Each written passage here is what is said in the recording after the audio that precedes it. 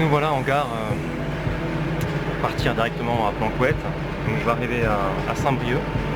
De Saint-Brieuc, Patrick va me déposer, on va passer chercher quelqu'un. Et ensuite on va aller directement à Planquette, rejoindre un autre pote qui nous attend là-bas. Et on va aller dans le tournoi, filmer un petit peu, faire 2-3 prises de vue. Je vais essayer de faire un peu de drone si c'est possible. Ça serait sympa. Voilà.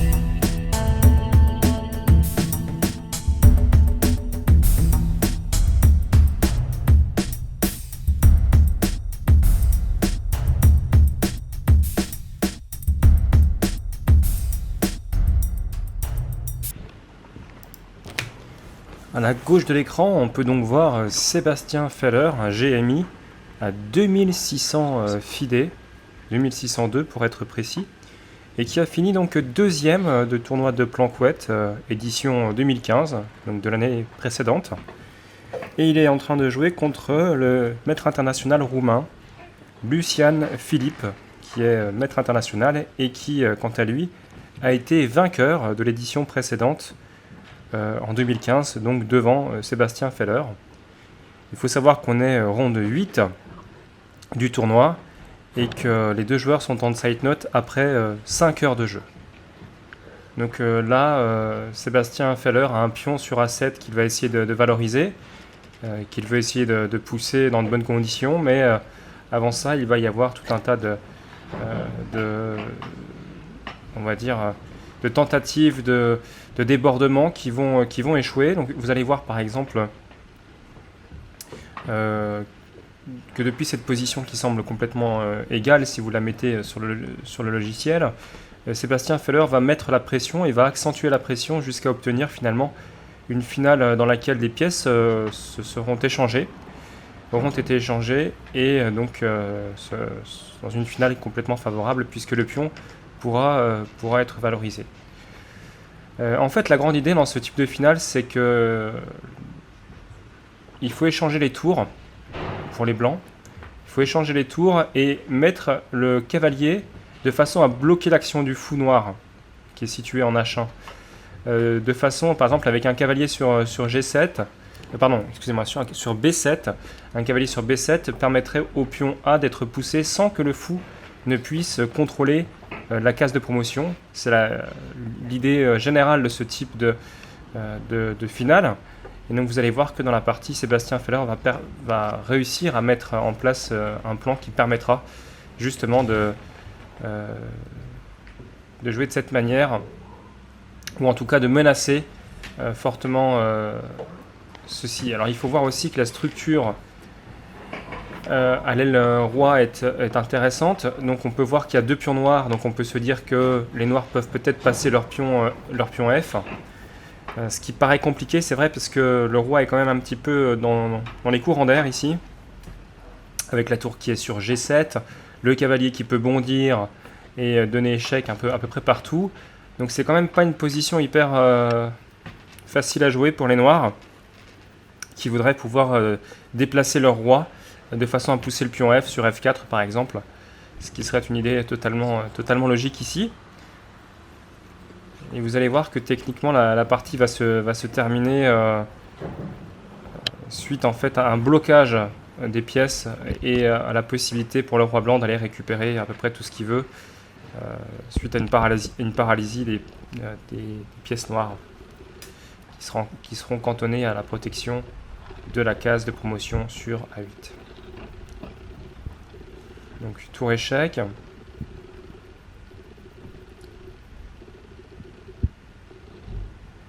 on voit quand même que la tour bloque l'action du fou. Hein. Donc là, la dame serait possible éventuellement. Hein.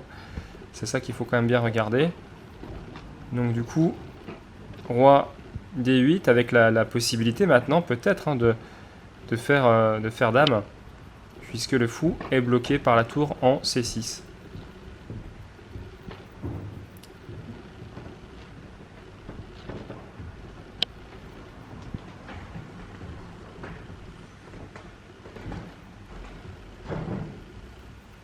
Les deux joueurs, voilà.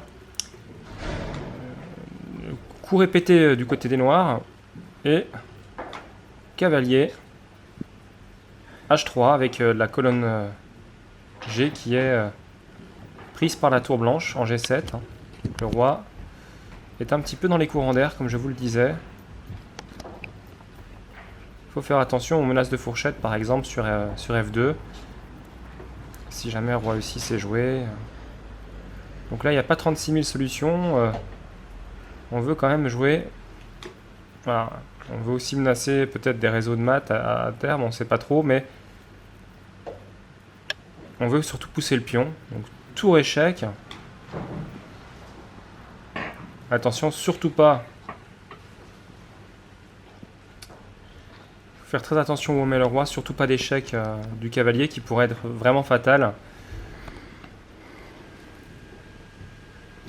Le roi est obligé de partir. C'est compliqué parce que sur F4, il y a le cavalier qui contrôle.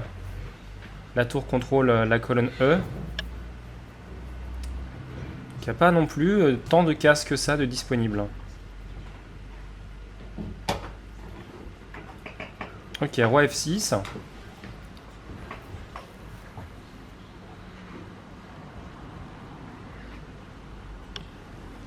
Et là, le roi est coupé finalement du jeu.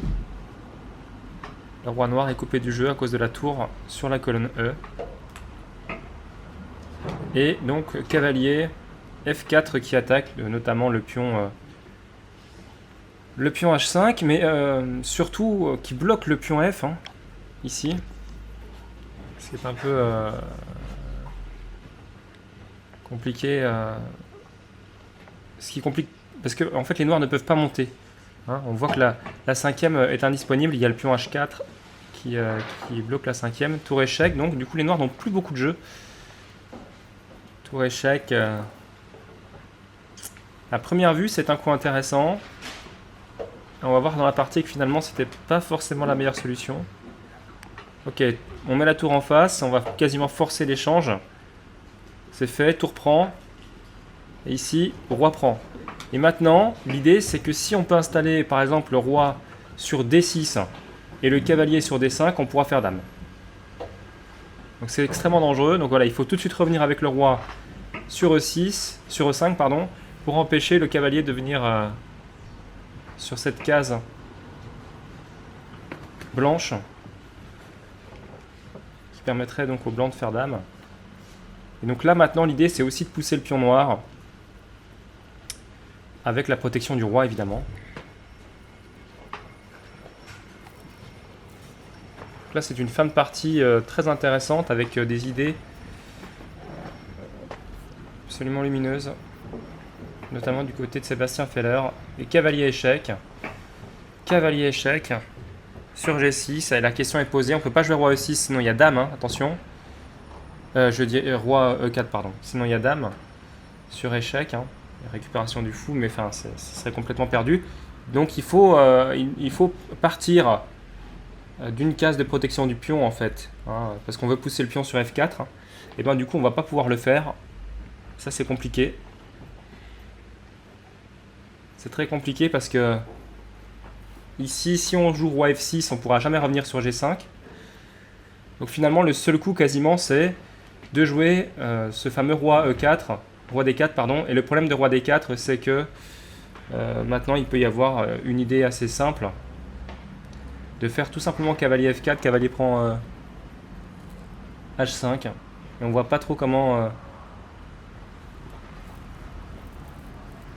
les noirs peuvent empêcher ça. Une autre idée, ça pourrait être de jouer éventuellement cavalier E7, voilà. Et cavalier, cavalier C6 pour faire dame, hein. C'est ça l'idée en fait.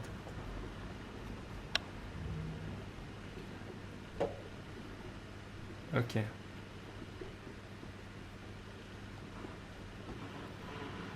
Ici, la position se complique.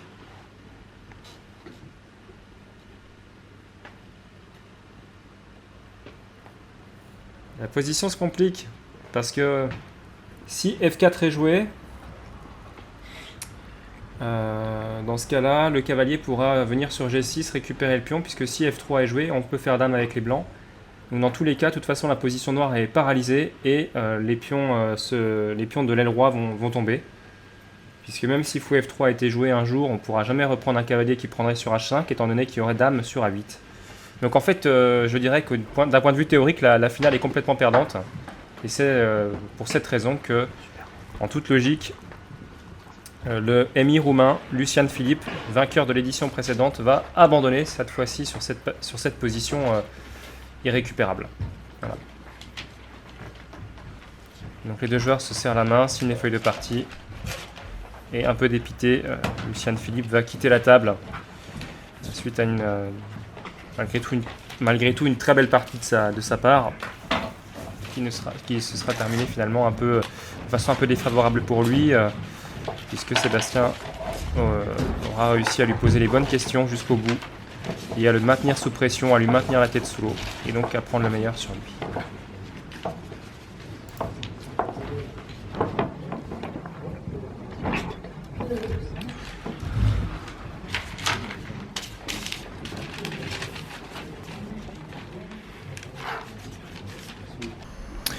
Donc à présent, je vais vous montrer 3 parties miniatures qui ont été jouées à ce tournoi de Planquette.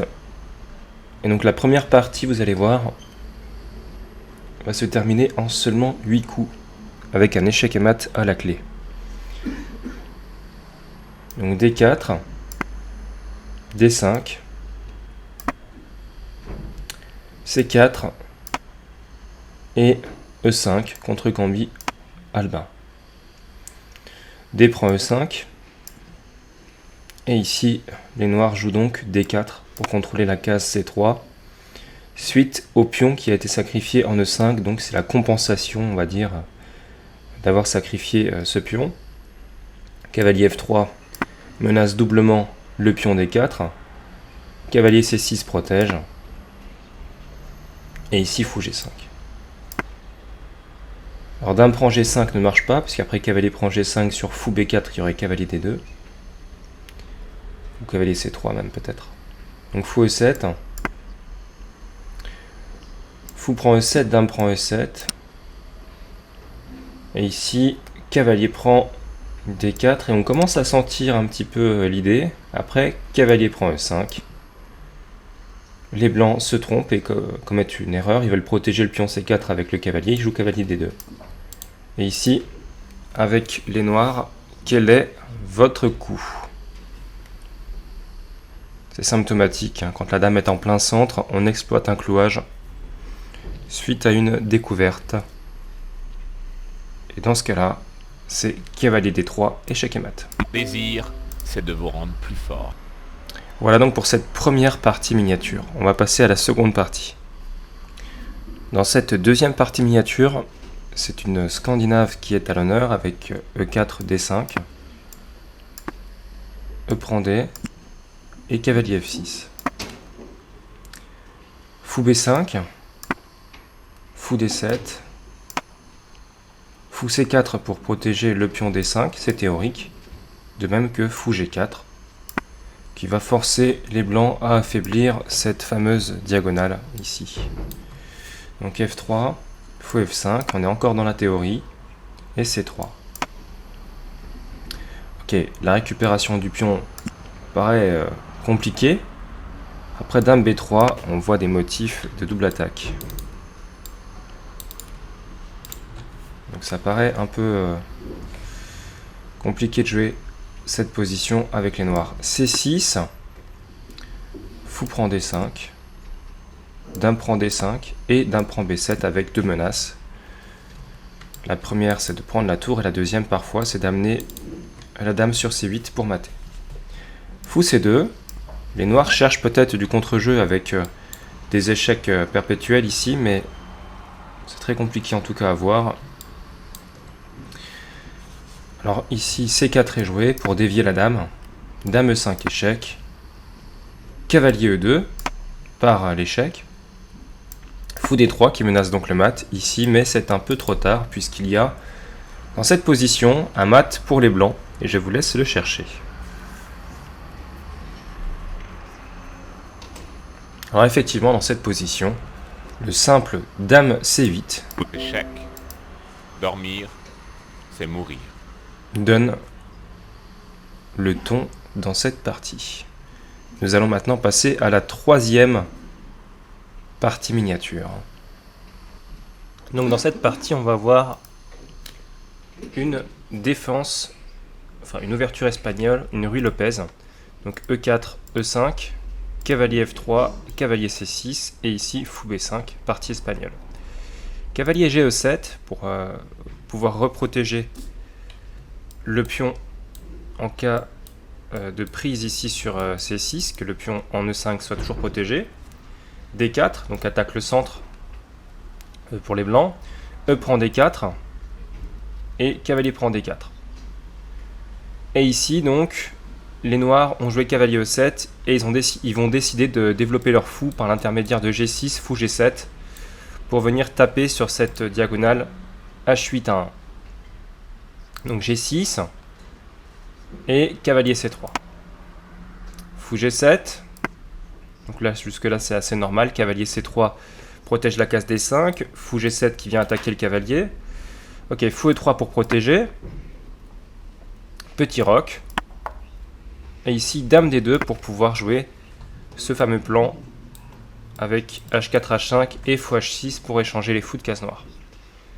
Tour E8. Petite contre-attaque sur le centre avec le roi blanc qui est demeuré en plein milieu de l'échiquier. Donc ici grand roc pour avoir un solide contrôle de la colonne D et puis conserver les menaces qu'on peut voir ici avec H4, H5, ce qui n'aurait pas été possible avec petit roc. D6, à défaut de jouer D5, les noirs jouent D6. Et ici H4, le plan commence avec cette attaque sur le petit roc adverse. Fou D7. On ne sait pas trop où sortir ce fou, donc on le met en D7. H5. Pendant ce temps-là, les blancs, eux, commencent à développer une attaque dangereuse. Et cavalier E5 pour échanger peut-être les fous de case blanche, mais est-ce que ça sera suffisant? Ok, donc H prend G6 intermédiaire. Menaçant la prise sur H7 sur échec. Donc H prend G6 aussi. Et fou H6 tout de suite. Donc le fou est protégé, on n'a pas de problème de ce côté-là. Fou H8 pour éviter l'échange des fous de case noire, ce qui permettrait aux blancs de rentrer avec la dame sur H6 et de peut-être avoir accès à des possibilités d'attaque de mat. Fou G5, cloue le cavalier en E7 et va permettre d'installer confortablement un cavalier sur D5 en jouant sur ce clouage et en menaçant peut-être plus tard des tours prend H8, suite fou F6 échec, tour H1 ou encore dame H6, enfin des idées de maths qui peuvent intervenir assez facilement avec des sacrifices comme ça. Voilà. Donc fou G7 pour empêcher ça, et ici cavalier D5 avec déjà un très fort avantage blanc, puisque tout simplement on ne peut pas tout sauver avec les noirs. Fou prend B5, cavalier prend B5, alors on ne craint pas C6. Hein. Il y aurait par exemple cavalier prend E7 échec. Donc cavalier C4, c'est un coup finalement qui est un peu vicieux, avec une attaque sur B2 qui peut arriver, avec le fou aussi. Donc ça c'est un coup intéressant, puisqu'en plus la dame est attaquée en D2. Ok, donc cavalier F6 échec. Alors là il y a une variante que je vais vous montrer, c'est que si fou prend et cavalier prend dame, il y a tout simplement tour mat sur la 8e. On ne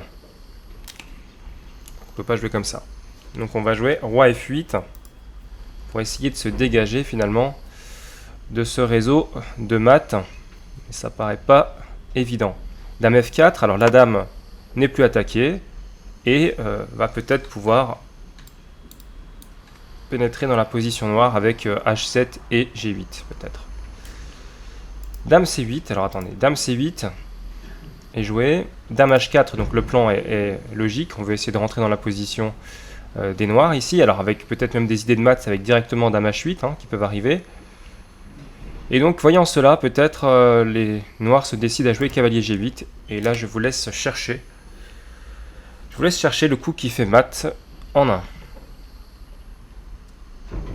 Et oui, ce coup c'est cavalier H7, échec et mat. Échec. Voilà. Dormir, Fin c'est de mourir. cette partie miniature en 20 coups.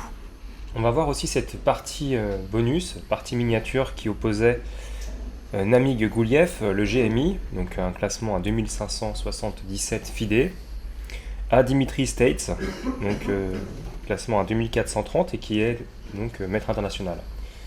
Donc cette partie s'est terminée en très peu de coups finalement, 11 coups, abandon à partir du 11e coup noir. Donc on se rend compte que c'est une victoire extrêmement rapide et on va voir que finalement on n'a pas tant fait d'imprécision finalement, juste une erreur du côté des noirs. Donc E4 C5, c'est une ouverture sicilienne, vous allez voir avec le canal Sokolski, cavalier F3 D6 fou B5 et ici donc cavalier D7 pour parer l'échec.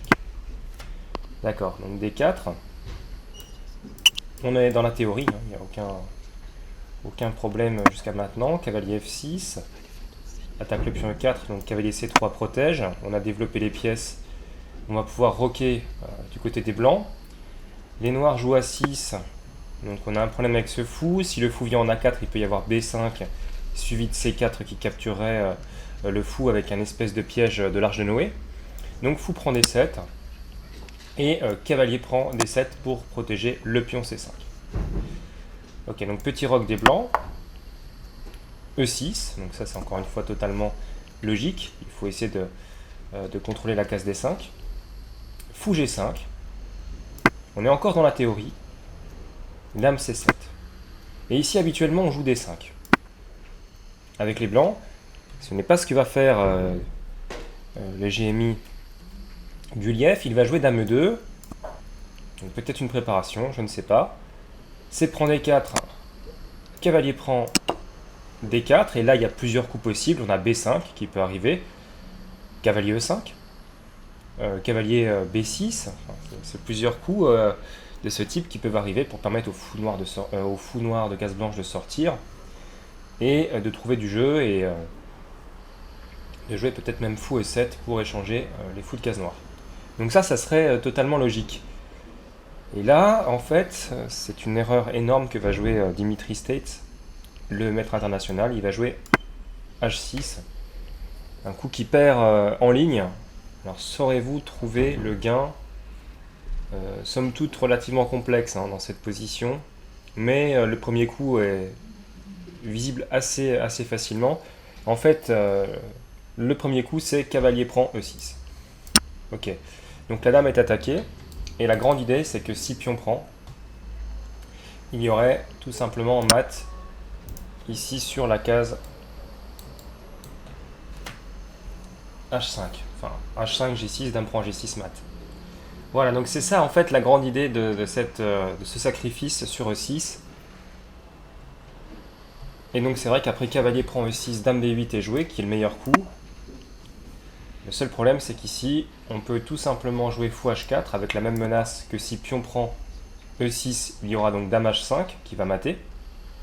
Et donc si par exemple un autre coup est joué comme cavalier E5 pour laisser une case de sortie au roi noir, on peut aisément jouer cavalier prend F8, et après roi prend F8, jouer cavalier D5 avec une position écrasante, déjà des menaces comme par exemple fou échec peuvent arriver, ou d'autres types de menaces de ce genre, comme par exemple le fou qui peut venir sur D8, mettre des pressions sur C7, sur B6, enfin, c'est une position complètement écrasante. Et c'est en toute logique que au 11e coup noir, après dame B8, eh bien, les noirs abandonnent dans cette partie dans laquelle il n'y a plus aucun espoir.